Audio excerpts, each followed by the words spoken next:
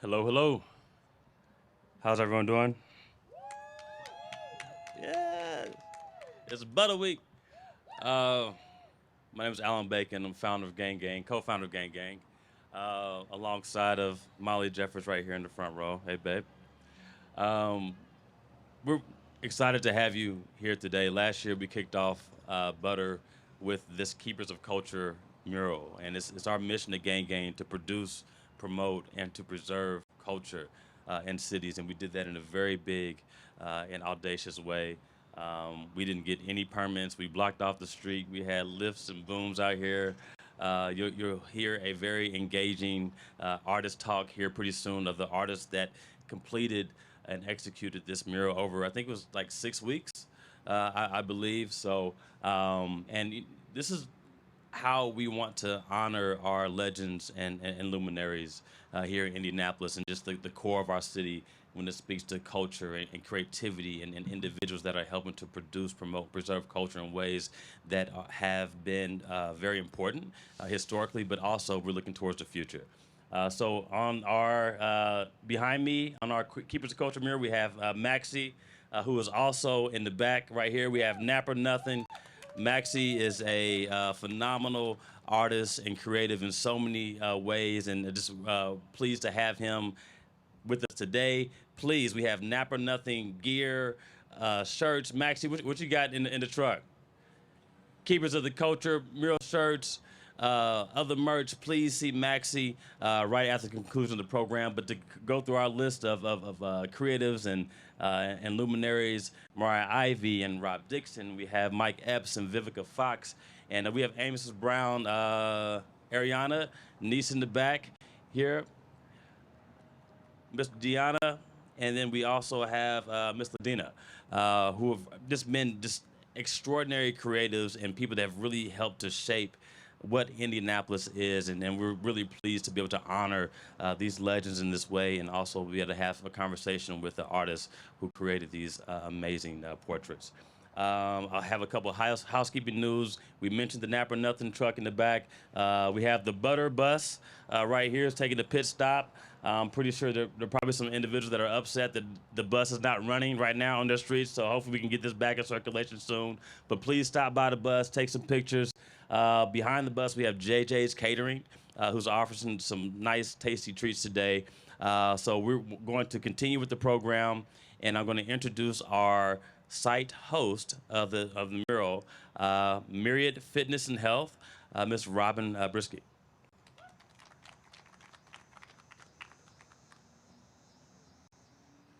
Thank you, Alan. Hey, everybody. My name's Robin Brisky. I'm the Chief Operating Officer of Myriad Health and Fitness. Thank you, Molly and Alan, for inviting us today to kick off Butter 2. I wanted to start by congratulating you and the entire Gang Gang team and associated partners for presenting this astounding celebration of Black visual artists. I'm so excited to take it in as an attendee this weekend. In late 2020, while scrolling on Instagram, I came across a word search with instructions at the top. The first 3 words that you see will define your 2021. My words, friends, Carla, and butter. Friends made sense to me as I was soon going to move to Chicago to live with 2 of my closest friends. Carla and butter were still at the time a bit mysterious to me. My roommates and I quickly manifested Carla as the name of our shared apartment. And then in the summer of 2021, right before moving to Chicago, standing in Provider, waiting for a coffee, I see a poster for the first inaugural Butter Fine Arts Fair. There it was. This had to be more than a coincidence. I don't know what religion I am, but that was a moment. Little did I know that a year later, I would once again be an Indy resident, standing in front of this gorgeous mural by Ashley Nora, in awe of the breathtaking celebration of these keepers of Indianapolis culture before the opening of Butter 2. Gang Gang's mission to center beauty, equity, and culture has created a vibrancy in the city and has improved lives by making Indianapolis an economically viable home for creatives. This work creates a sense of community and connection that has magnetized me back to my hometown. I've also been drawn back to Indy because of the sense of community and empowerment I've gained through my involvement first as a member and now as an employee of Myriad Health and Fitness. Myriad is thrilled to be moving into the building behind me in the coming year, continuing our mission to improve lives by providing health and fitness across generations.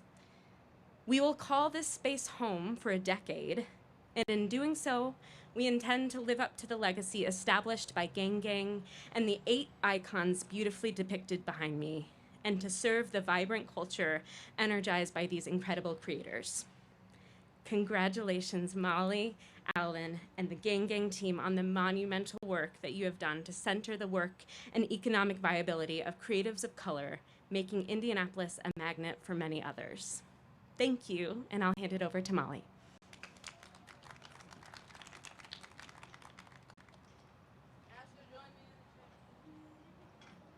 Miss Ashley, Nora, if you could join me in the chair. That was wonderful, Robin. It's great meeting you today. And that was really nice to hear.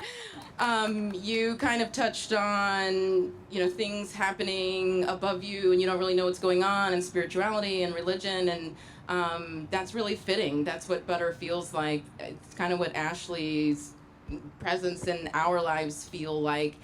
We met her for the Black Lives Matter mural. She decided to do one of the letters, and then our relationship began, and we found out she is incredible and she's wonderful and she can do things like this. And I could go on for a long time about Gang Gang and Butter and the mural and Ashley, but I'm not going to. I am simply going to say that I'm honored to be here right now with all of you, and I'm honored to listen to Ashley for the next 30 minutes. And I'm really thankful that you decided to be here to listen to her as well. So I am simply going to turn over the floor and open it to Ashley's first artist talk. Please welcome. Can everybody hear me well? Yes, like what Molly said, thank you. I didn't know what to expect today. I didn't know if it would just be 5 people out here rocking with me, but that was okay, because those 5 people, I knew that whoever was here, it was on purpose. And hopefully by the time that I'm done, somebody's inspired, and hopefully you can see me, like all of me. And that's what I want more than anything. And you'll see in my talk. And I just want to say thank you so much for sacrificing your time to be here and be in the sun.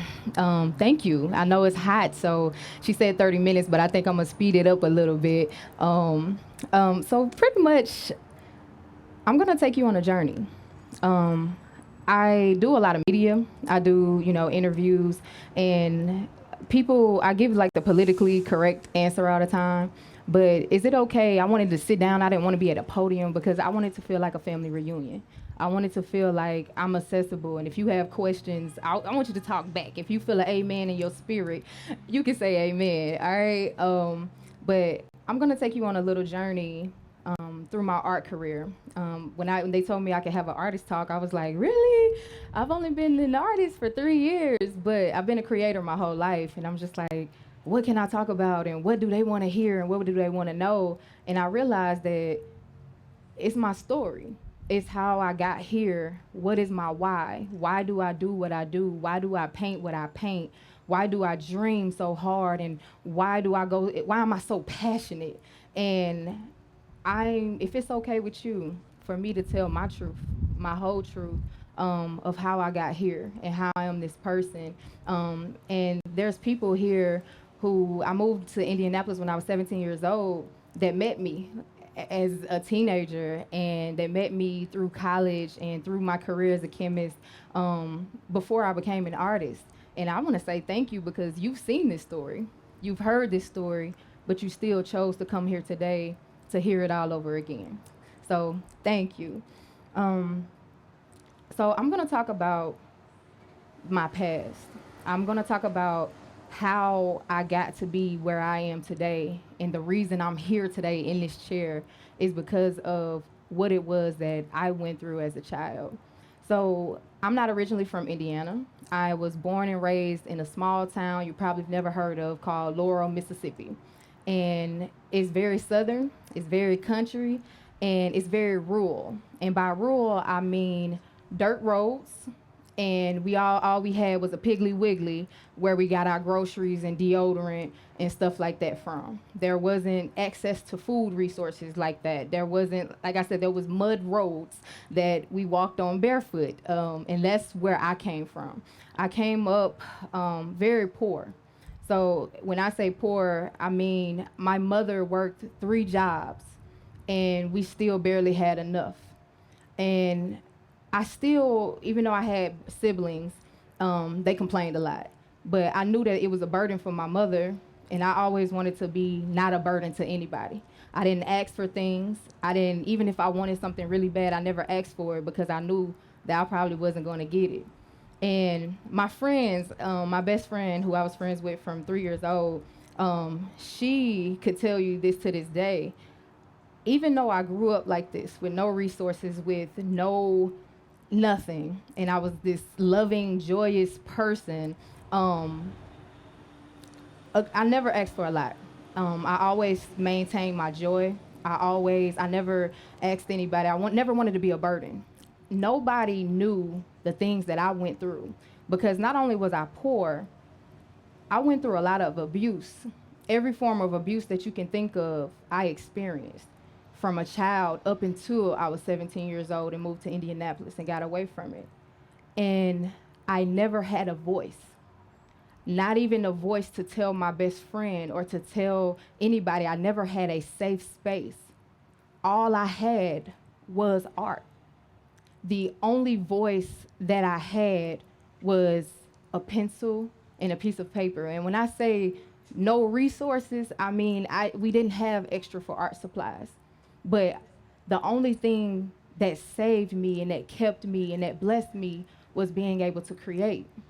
I got a message from my mother about a week ago, and she said, "Oh my goodness, Ashley, look what I found. Look at some of your drawings that you did. You were 4 years old when you did this." And I was like, "Oh my God," and you were 10 when you did this. And one thing that I saw is even then, the only thing that I drew as a child was people.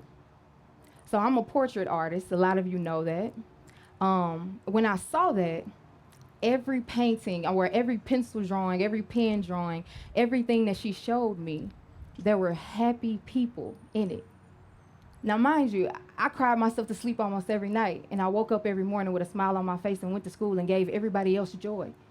To this day, you know me. You probably can never know when I'm going through something because my priority, what I felt like I was created to do was, you don't know what people are going through. Nobody knows what I'm going through. But it costs nothing to be kind. It costs nothing to just speak to somebody and to make them feel seen and to make them feel heard. In my whole life, I never felt seen. I never felt heard. I never had a voice. But what I used to do, I used to draw happy people. I used to draw little kids playing, and I used to draw adults with nice clothes and nice things, and other little kids, they're drawing rainbows and clouds and balloons, but I drew happy people because even though all this was going around me, I never saw one person growing up being a dreamer. We grew up so poor that everybody just accepted it. Like, this was the cards that I was dealt, and this is what it has to be. And I'm just gonna work. I'm gonna try to keep the lights on, and it's just it. They're content. But my best friend can tell you, I remember I was 7 years old, and I was like, well, they talk about God created us. Why would you create me to be here? I'm supposed to be in a castle. This ain't supposed to be my family. To this day, I'm supposed to be in the castle. I am a princess. So I never, ever was content, ever. Anybody who knew me, I'm just like, I'm not staying here.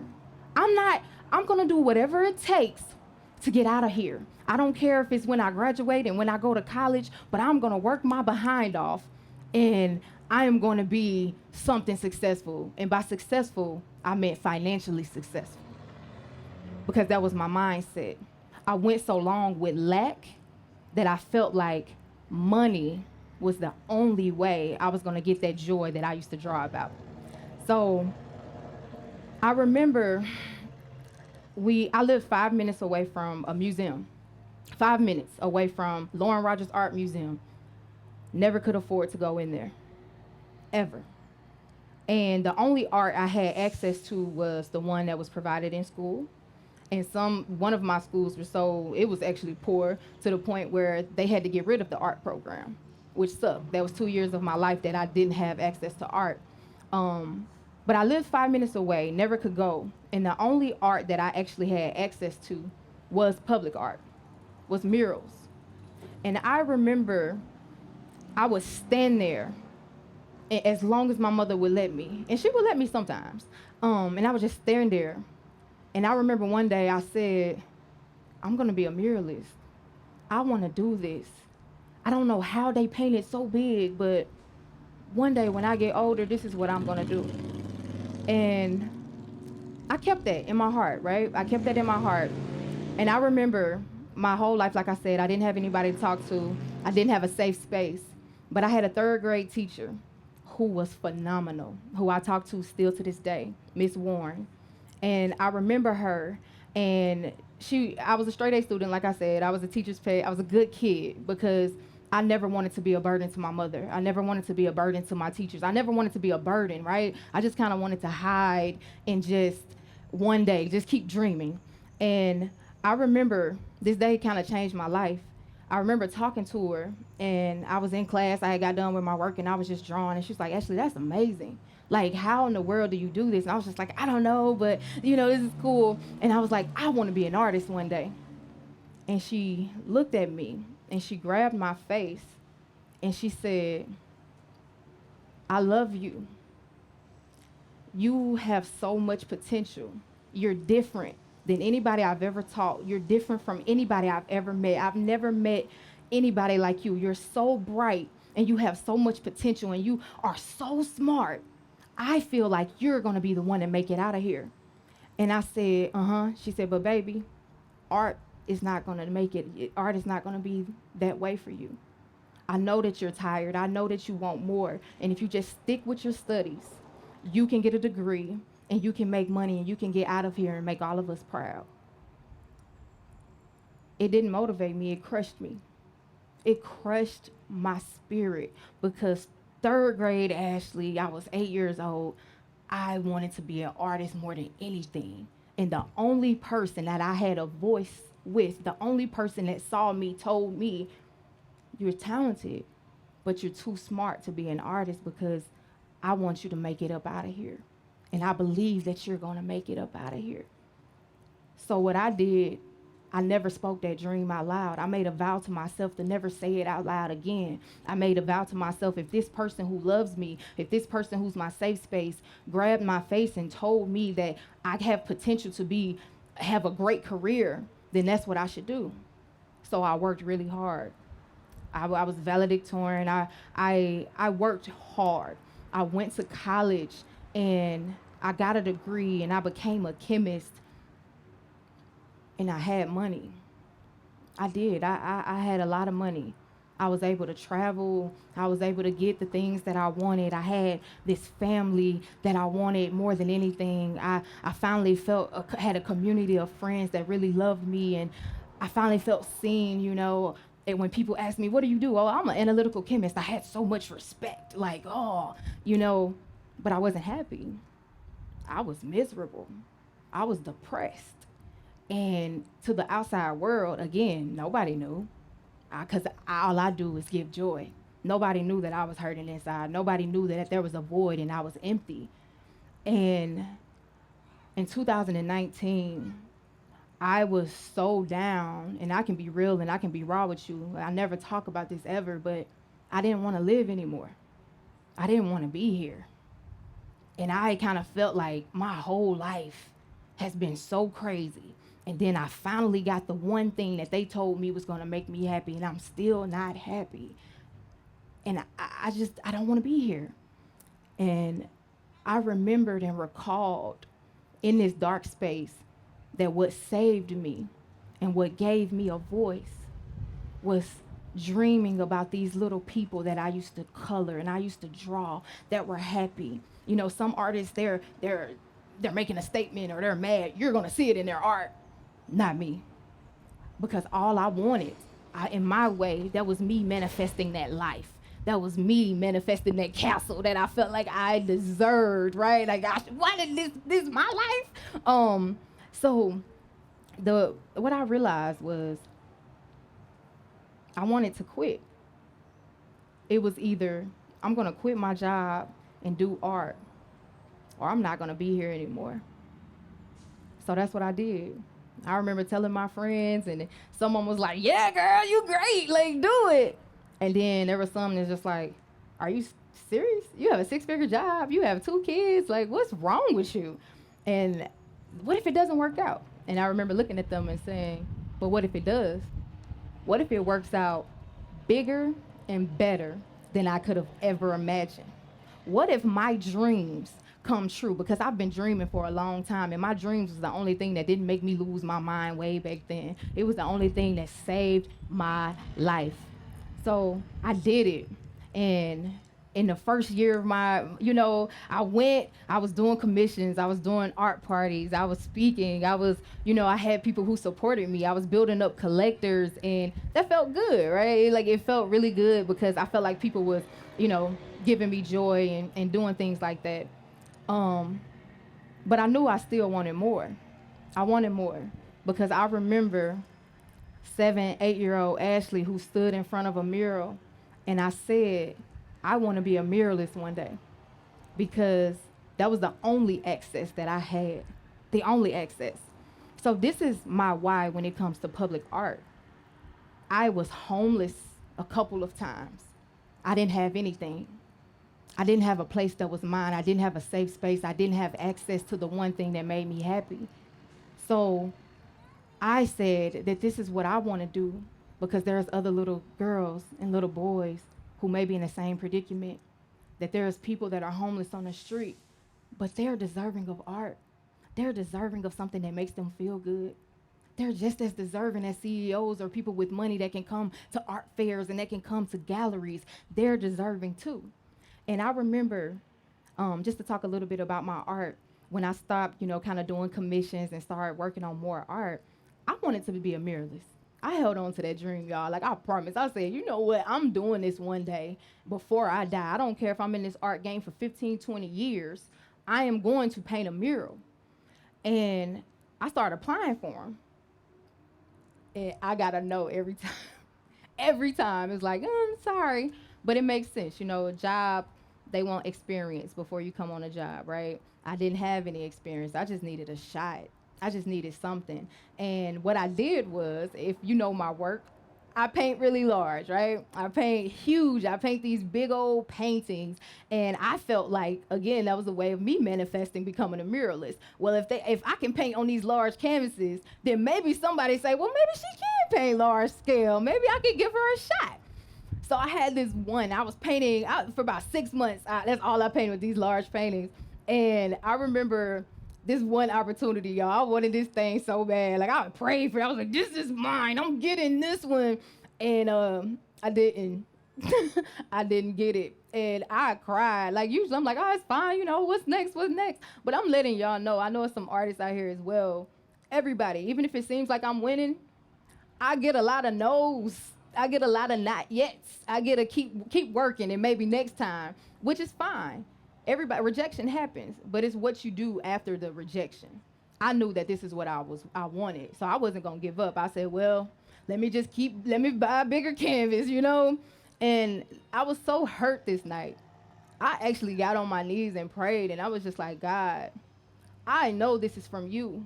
I know that I've never taken a class. I couldn't afford an art class, but how can I paint these beautiful souls, these beautiful people? And I know this is just a gift. It's just inside of me. I know that you put this inside of me, and this is what I want to do. And I kind of got a feeling like the reason I went through the stuff that I went through is because I'm supposed to be doing this. Like, just let somebody give me a shot.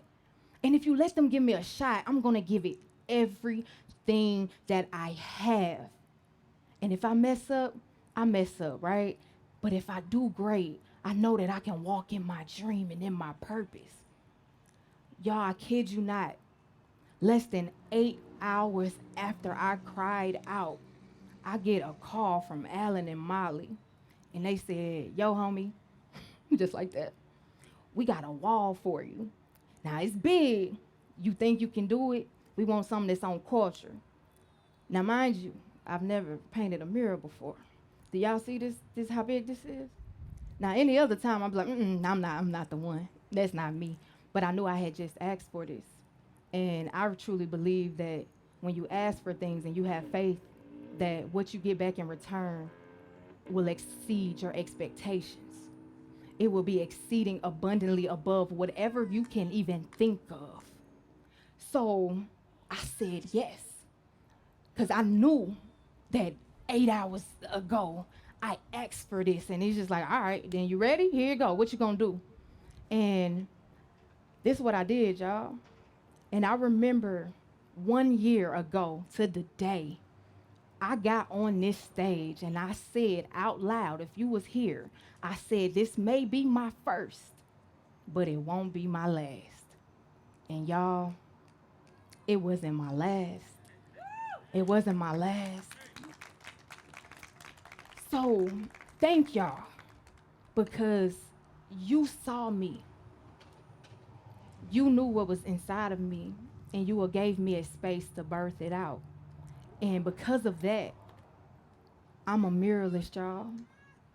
7-year-old Ashley, who never spoke that dream out loud. Nobody else heard it, but God did. Nobody else heard it, but it was in my heart. And even though my safe space told me, you can't be that, I said, you know what? No longer am I gonna do. I accomplished everything she said that I could. But now, I'm sorry, I'm not trying to cry, but now I'm accomplishing everything I say I can.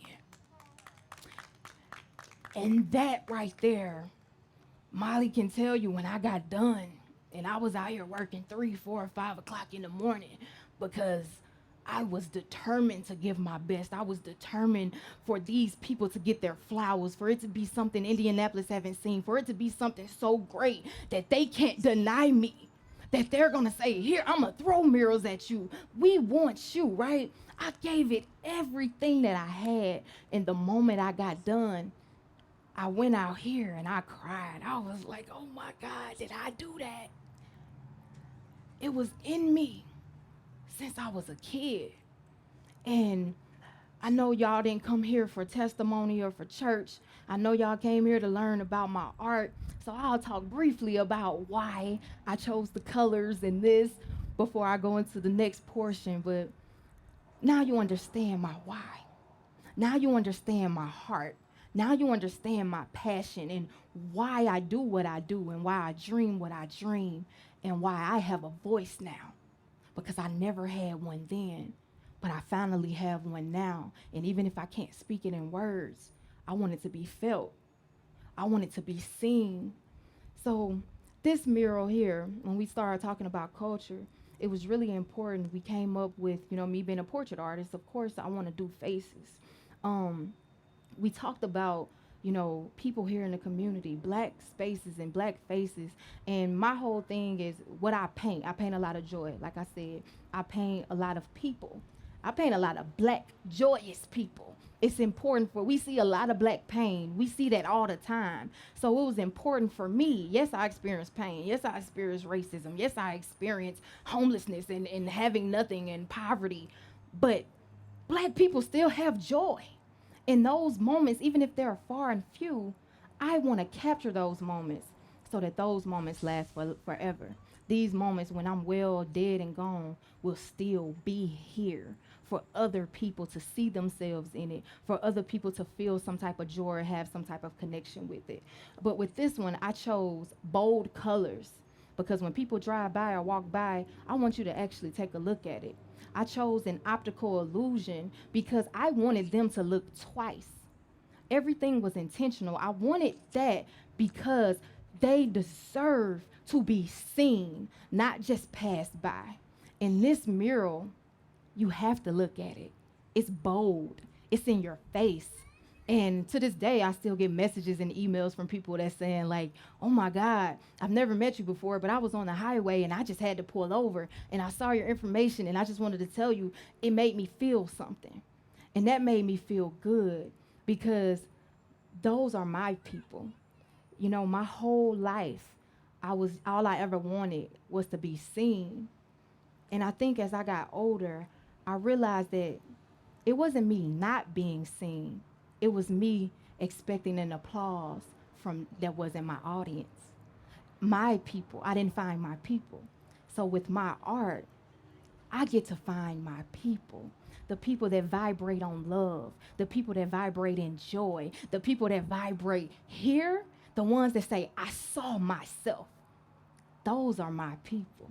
And if I can encourage you, you are seen. You are beautiful. You are worthy to take up space just as you are. So my new work in butter, that's what I hope that you feel when you see my work.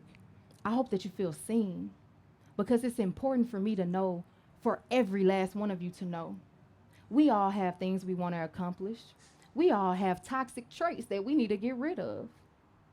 But you guys are worthy just as you are right now.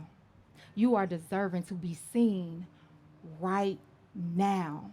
And that's what I want to leave you with, is that just as you are, you're worthy of love. Just as you are beautiful. And all your flaws and all your things you need to work on and all, like I said, we all have some things that we could do and be better, but you're still worthy. And like I said, it was my first, but it wasn't my last. I've done 12 since then. And wow. And I align myself. Now I'm at the place where they're asking me. I'm not applying. They're asking me. And I get to say yes or no. Because my biggest mission and my biggest thing is that impact is greater than income. I had the income, right? But I wasn't impactful. I wasn't happy. But I choose peace and I choose joy and I choose to create art that makes people feel in a way that they've never felt before. So now I say yes to things that align with my vision and my purpose. But the biggest thing that changed my life and changed my art is really hard to do an artist talk on my new work because you haven't seen it yet. But I hope that you come back to butter and that you can experience it in a different way as I begin to talk about it just a little bit. I told you I'm a dreamer. You all know that. A lot of you know this testimony. Last December, before the new year, I always write down goals. I always write down dreams. And the very first thing that I wrote down was, I want to be an international artist. I want to travel somewhere out of the country.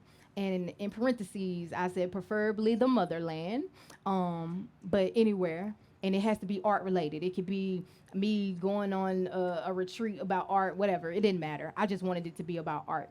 11 days later, I got a phone call and they said, Ashley, will you fly to Africa? And will you come and speak to this group of orphanage girls who feel like there is no hope? They feel like because they're poor, that they don't have family, who feel like life is like you can only be this thing. But I've seen your story and I've been watching you for a long time and you're so inspirational and you're a dreamer. Can you come and speak to these people? And I'm like, yeah, I can do that. And they said, but that's not it. Will you paint a mural for the girls at the orphanage 11 days after I asked? Because this is my purpose. This is what I was created to do. This was put in little 7-year-old Ashley's heart all those years ago. And now, because somebody said yes, now I get to fly all the way to Africa to paint this mural. And I was excited. I'm like, what? My mind is blown. There's nothing nothing is impossible. I can do anything. Y'all, I have delusional faith. I really do. I am delusional. People just like, what? But when it happens, they like, oh my God, because I believe I'm delusional, but I believe that it would happen. So it happened for me. And I went so excited. I'm on the plane. I'm like, oh my God, I can't believe this. Like, this is really happening. I'm living my dream, right? I went with the intentions of pouring into them. And what happened was they poured into me, and it changed my life. It changed my art. Anybody who's been following my career, you can see I don't have a set style. I never had a cohesive body of work because, again, I've been doing this for 3 years and I want to do what makes me happy. I don't want to be put in a box and stick to one medium or stick to one sign. I really want more, right? I just wanted to find my voice. But when I went, I found my voice. I found what it was I wanted to say and how I wanted to say it. When I went, I don't know if anybody have ever experienced this or not, but this was like my fourth time ever experiencing it, but not on this magnitude. First of all, I went and again, I thought I was poor, y'all. I talk about it in interviews like I ain't have nothing. Mm-mm. That it's poor, and then there's a different type of poor. And I went to that different type of poor, which made me actually call my mama and say thank you. It was like that. So, but what they had reminded me so much of little me. None of them were depressed. None of them were walking around with their heads down. They were outside dancing in the rain, in the mud, and they were just so happy and so joyful. And it was so beautiful. And I experienced something spiritual that I've never experienced before. I saw this aura coming outside of every last one of their bodies. It was as if their spirits were so big that their fleshly bodies couldn't house their spirit. It couldn't house their joy. And it was this beautiful blue aura. It's everywhere that I looked and that I saw. And I was just like, does anybody else see this? Like, what is this? And I remember feeling so safe there, so seen, so relaxed, because for the first time in my life, I wasn't the minority. And it made me reimagine when I was coming back on a plane. I was so ready to get back to work. I went 2 weeks without really painting, just doing a mural. And I reimagined being black in white spaces and being black in black spaces and what that looks like to me.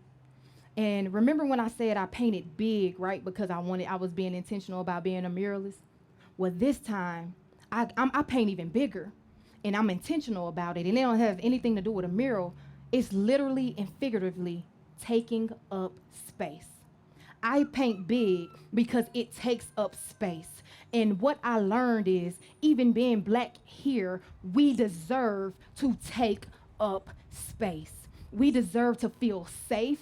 We deserve to feel seen. We deserve to feel worthy. We deserve to be celebrated and not just tolerated. So what you will see in my new work is large. And it's really hard as an artist to sell large work because who has the space? Where are they going to put it? But I didn't care about any of that. I wanted to take up space. I wanted these black people to literally take up space. And what you will notice with the two different bodies of work that I have, when you see, I'm working with a lot of negative space for the first time in my life. And it's hard to talk about this new work because, again, you have not experienced it. But when you do experience my work and you see these black people who are painted in this blue aura that expands past their body, you will see them painted in these white spaces. And they're fierce and their eyes are open and they're saying, I deserve to be here in all my beauty and all my might. And when you see the black people that I paint with the dark spaces, with the black spaces, you see them with their eyes closed and relaxed and feeling safe, like they don't have to have their guard up. They just can literally exist in their own skin. And that's my hope for the future, is that we all can feel seen, we all can feel heard, we all are worthy right now. And don't be afraid to take up space. But I'm hoping that we can go from the fierce, the here, I'm here, I can relax and feel safe and feel welcome and feel wanted. So I pray that when you see this new body of work, and I can talk more in depth because I can talk your ear off and you don't know what I'm talking about, but I can talk more in depth about my work, in person. But if I can leave with anything, I'm just glad that you guys were here to literally see me. Thank you for seeing me, all of me. And I want you to know that I see you and that you all are worthy. And don't be afraid. I might call you and like, hey, will you pose for a picture? You deserve to be big and large and take up space. And I'm going to wrap it up. But before I wrap it up, I did want to mention one thing, Molly and Alan. I wanted to mention something. I wasn't going to talk about this, but I decided to. I feel like, is this a safe space? This is a safe space. Saturday. So I have a contract that I'm working with the town here in Indiana, a town, and I knew that I was a diversity hire, that they only chose me because I was black. I knew that going into it, but I still took up the job because I said, you know what, I deserve to take up space. I'm going to kill it, and they're going to be like, I'm glad I did, like she was the best, most equipped for the job. But the first interaction that I had, the first public interaction that I had with this community, it was made known that I wasn't welcome there, that it wasn't their decision, that somebody on the board made the decision to have a diversity hire, but I was tolerated, but I felt it. And one thing that this new work has done for me is giving me boldness and giving me a voice, something that I've never had. I've never spoken up for myself. I always consider other people's feelings. I never consider my own. So I had a second appearance Saturday, and this time I didn't go alone. I went with another fellow artist, King Rhodes, and we went and we showed up to an event.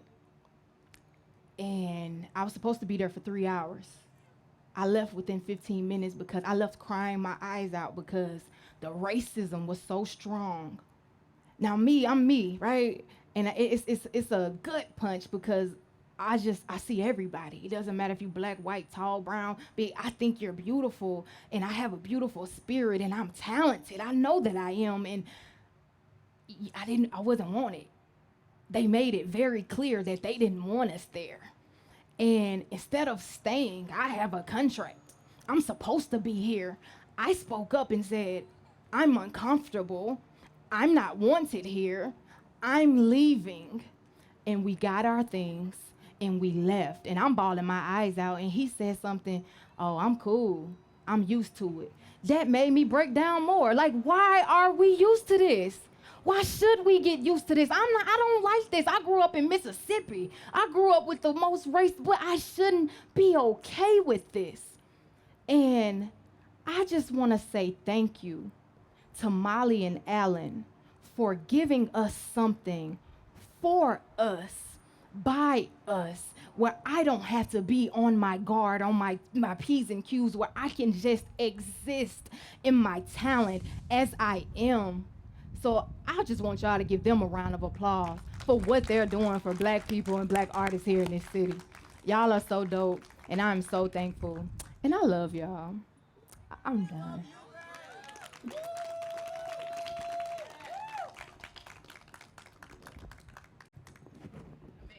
Amazing. Keep it on. You want to do Q&A? Sure. If That was anybody wants a amazing. question. That was amazing. Hi. Okay, I'm going to bring the mic around if there are questions. Are there questions for Ashley or comments? Amen. I'm accessible, y'all. If you have any questions, if I didn't hit on anything, I can. It was like church. Yeah. I was trying not to be preachy, y'all. I really was. You were amazing. Thank you. All right, I kind of talked to you this a little bit, but with so much loss in this neighborhood, that was here from here to Indiana Avenue, Crispus Attucks High School, and even this being a one-way, which kind of encourages people to just fly right through this neighborhood, and with the interstate through here. And I know you talk about people who happen to pass by, seeing the art and it's speaking to them. In which ways do you feel like when they walk by and see this art here, that it tells the story of the neighborhood, of not the people who are here now, but people in Indianapolis who had an influence long before the Gang Butter Art Fair came here. Like, how does that help tie it all together?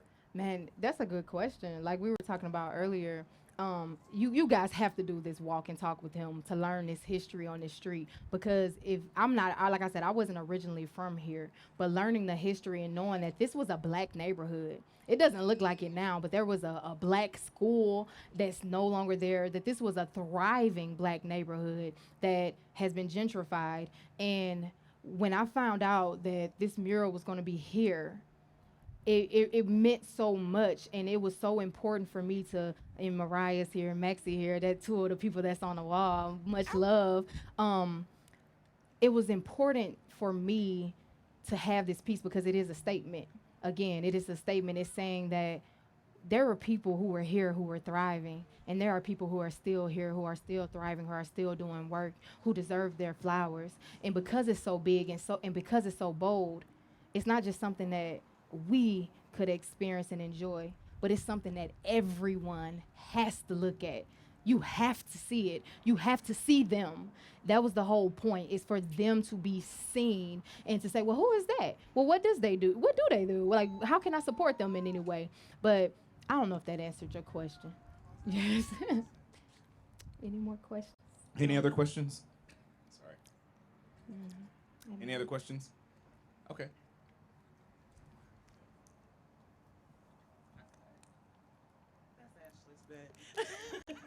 Can't afford that. What I can't. What does I'm not broke no more. Amen. Amen. What does Ashley's most delusional faith dream look like? Look at you making me use my voice. You know I try to keep my dreams inside of me and stuff. I can say this.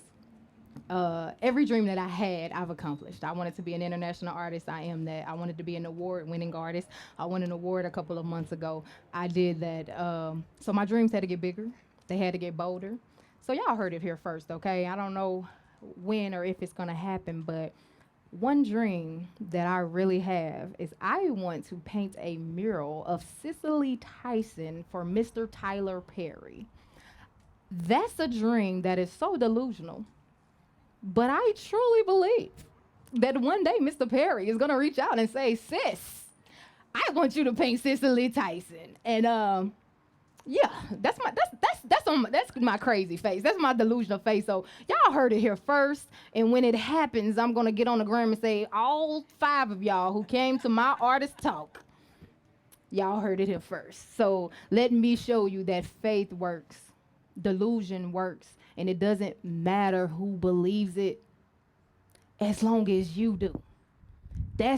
I went so long not living my dream because one person told me I couldn't. Never again would I do that. And I don't care if y'all come up to me, girl, you know Tyler Perry. I don't care what you say. Mr. Perry is calling me. I'm going to call him Ty. We're going to be really close friends. I'm going to go to lunch with him and stuff. He's going to introduce me to Obama. And I'm excited about that, about my future with the Obamas and stuff. This going to happen, okay? All right. Any other questions for Ashley? Okay. I'm going to go here, and then I'm going to come right to you, okay? Thank you for sharing your story. So powerful. Thank you. You talked a lot about purpose and manifestation and dreams. Yeah. I'd love to hear about your process envisioning what you want to bring to life. Okay. My process. You know what's crazy? Sometimes I go into, like when I was little, I started when I was little. All I wanted to do was see joy.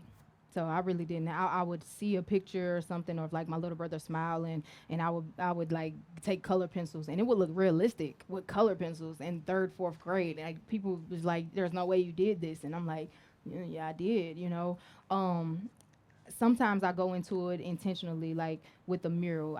It took a long time. It took some processing. It took the right photos, the right angles, but sometimes I'll go into it and just say, I don't have a plan. And it doesn't, every process is different. Every story I want to tell is different. I just go in it with a plan. But sometimes I don't. Sometimes I just say, I want to create because I feel good. I'm not inspired right now, but something that I've learned in my career is that inspiration exists, but it must find you working. And I spent a long time in the beginning of my career going weeks without creating, which in turn I'm a creator and it brings me peace. And if I go weeks without creating, I don't feel happy. So whenever I'm in those cycles, it literally took me saying, don't go with a plan, because I always wanted it to be perfect and to look this good. Just go and create something. And when you do, the inspiration will click. It'll come. So I even tell, when I mentor kids, hey, if you want inspiration, then you gotta work. And it'll come to you. And sometimes you can get inspired by trees and by cars. I get inspired by people. I get inspired by joy. That's what inspires me. And even pain inspires me because I vision their life. What would their life look like if they had more? What would their life look like if their circumstances were a little different? So that's where I get my inspiration from. It's from people. Is how can I connect with somebody? How can I feel like for so long, whatever I needed, I think that's what I try to be for people. I try to be their inspiration. I try to speak life into them. I try to see them. It's like, in some way, me pouring into them, pour it back into me. And that's what I do in my art. I pour into my art and hope that even if it's just one person feels seen and feel heard and it can heal their heart, then I did my job. So I go in it with the intent, not of what it should look like. I go in with the intention of how it should feel. So that's how I go about my process. Good question. All right, I think we had one over here, too. Hello. Hi. I just wanted to publicly say thank you. I was introduced to your art from the Black Lives Matter. I never got to see it in person, but me and my children saw it at the Children's Museum and then at the Central Library. And since my 11-year-old daughter met you, I feel like she's spoken her dreams. She's more like, Mom, I want to do this. And, maybe you can work for it or whatever. But I do credit you for that. And she loves you, and she still talks about I'm gonna how cry. you guys met and all that. So I just wanted to say thank you. Wow. Thank you for speaking that into me. Like, for real. I had a moment. I'm the visiting artist at the Children's Museum, and I just had a moment recently. It was a family, and like I said, if you really know me personally, that's what I do. Like, my heart, yes, I want all of us grown people to still dream, and I didn't start living mine until I was 30, and I don't feel like you're ever too old to live it. But my true passion, especially being a mother of 2 girls, my true passion is the next generation, is these beautiful babies who want to be artists, these beautiful babies who want to be photographers or creators or doctors or lawyer, whatever it is you want to be. I want you to know that if you just make up your mind, it's not delusional. You can do it. And I speak that and I live that. And that's why it was important for me to quit my job, because how can I look at my 2 little black daughters and say, girl, you can dream and you can do whatever you want to do, and I'm here to support you, but they don't have an example. I never had an example. But I wanted to break that generational curse. I wanted them to, all my children know, and this is my testimony, this is something I thank God for. All my children know is that anything is possible. They don't know anything else. All I grew up seeing is you settling, but they see a life in a mom who doesn't settle, who's not content, who wants more, and who's gonna go after it. They see me work hard. They see me sacrifice. They see me put in the work. I'm not telling them that it's easy, but I'm showing them that it's possible. And because of that, my kids have delusional faith. My children walk around and they say, I can do anything. My daughter was trying to do a handstand the other day and she kept falling. And I was just like, what? She said, oh, Mom, don't worry. I know I can do anything. You're my mama. And if you can do anything, I can do anything. And I said, you're right. You're right. And that's all she knows. And I think it's so important to do that, to not just speak about it. Y'all, I live this. This is my life. I'm a dreamer, and I'm not scared to tell people. I just told you my biggest, craziest, most delusional dream. But me and Tata are going to be friends, y'all. And I'm telling you, it's going to happen. But I ain't mean to preach, y'all. I'm so sorry. I said this wasn't going to be me preaching. Hey, you said that. Ooh. Any other questions that we have for Miss Ashley Nora? Okay, great. Well, let's give Ashley another round of applause. She did amazing today. Yeah, stand. Thank you. It's, I love y'all. I mean, seriously, when last year when this was getting done, you could see the hard work and effort and energy it took her to do. I mean, it was days when it was raining, pouring, and she was out here scrambling it around. And I'm like, they're like, go check on Ashley. And I'm like, okay. I was broke down, y'all. I mean, but she, I was you know, broke down. she stuck through it. And I mean, obviously, this is like one of the most amazing pieces that we have, murals pieces that we have in Indianapolis, and one of the only kind in the world. That's still 3D mural. I miss some. Hey, man. So I just again, thank- I give thank the Lord Ashley for my another round portion. of give Ashley another round of applause. Sorry, I'm nervous too. Look, they just like give Nigel a microphone and throw him up at the end. Great idea. Bless him, Lord. No, no, but seriously, thank you guys for coming out today. Make sure you guys take some pictures in front of the Butter Bus. Make sure you also go patronize J&J Catering that's down there. They've got some really good food. You guys definitely want to make sure you take that out. We got a crate full of water and alcoholic beverages. If you are over 21, grab some of those. And then make sure you get some water. I know it's hot out here. Again, tickets are on sale for Butter. How many people got their tickets already? Okay, so everyone that didn't raise their hand, butterartfair.com. Go get your tickets right now. The tickets will be from Friday until Sunday. You can come anytime you want. $35 for the whole entire weekend. Anyone under the age of 18 is completely free. So make sure you guys go grab those tickets. Outside of that, thank you guys for coming out to the Keepers of the Culture mural pop-up. Shout out to Ashley Nora. Give her another round of applause. Thank you guys so much for coming out. And I'm going to have DJ Metronome take us out with that new Butter Mix.